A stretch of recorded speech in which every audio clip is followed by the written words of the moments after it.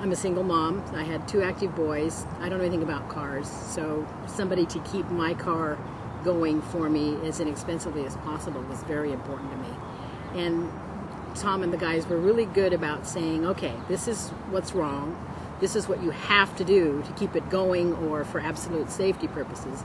These are the things we'll keep looking at, we keep reminding you about. Eventually one of them is going to be on the have-to list, but right now it isn't, so that financially I could keep it limping along. And we got it up to almost 200,000 miles before I finally traded it in. I look for friendly, they're all friendly guys. Everybody I've ever worked with there has been really friendly. They get to know you right away. Today when I called, I just said, "Hi, Ken, this is Lois," and he knew who he was talking to. They always, let me know what they think it's going to cost, for sure, and it comes in within a few dollars of what they bid usually, or they've called me at work and said, gee, when they checked out the car, we found this also, and so it's going to change what we think it's going to cost. The car's always ready on time. It's always clean, or they've given me they used to wash them. I've been there a while. They don't wash them anymore.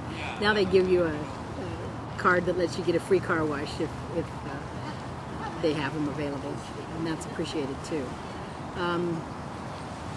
Just friendly guys and people I can trust. That was what kept me staying there, as I said, when it was important that I had someone who kept me going in a car, because I don't know anything about them. I never had the feeling that they were pulling my leg or saying, well, we're going to do this and this and this to make money because she doesn't know any better. I always knew that they were telling me what needed to be done, what was really wrong, and not going to screw me over. Have you recommended Tom to other people? Oh yeah, there's probably 4 or 5 at least at the office who also come to Tom now. I think all the drivers know the building and the group that uses Tom, and once he got the vans, that was so appreciated. With us, at least where we are on McAdam, we could leave work and run over and help each other get back and forth to dropping the car off and picking the car up. But having the van available so that you can drop it off early in the morning and not have to bother a coworker is really nice. Yeah. There's quite a few people there in the building that use Tom. And what do you tell somebody when you're referring? I tell them kind of what I said earlier when I'm referring someone. That they're people I can trust. They've never screwed me over. They may not be the cheapest shop in town, but you get what you pay for, and the confidence I have in knowing if something isn't right, I feel quite confident I could take it back and Tom would make it right. I haven't had that experience, but I do feel that if there was something they did or they missed, Tom would see that it was made right. And the convenience, of course, where I work is one of the best things. I hope they never close the Selwood Bridge. I'm sure Tom hopes they never close the Selwood Bridge. We keep track on it. It's not impending anytime soon. That's good.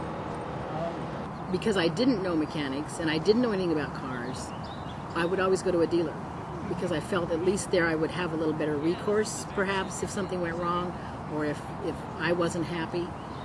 So I always used a dealer until I found Tom, just for that reason. I felt people could screw me over, and I didn't want to get into that position. How does the feeling of going to a dealership, even if they're doing you right, how does the feeling of going to a dealership compare to the feeling of going to Tom? Well, it was certainly not as personal to go to a dealership. I think maybe if you did it a lot, they would eventually get to know you, but I'm certain there's probably more turnover even in the people you would deal with there, so that they would never really get to know you.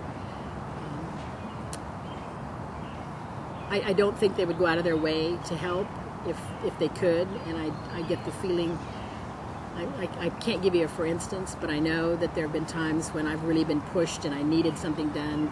They've worked me in, that type of thing, and I don't think the dealership's going to bother with that, because they feel they have enough business anyway. They don't need to make you particularly happy as long as they do their job. You get the newsletter?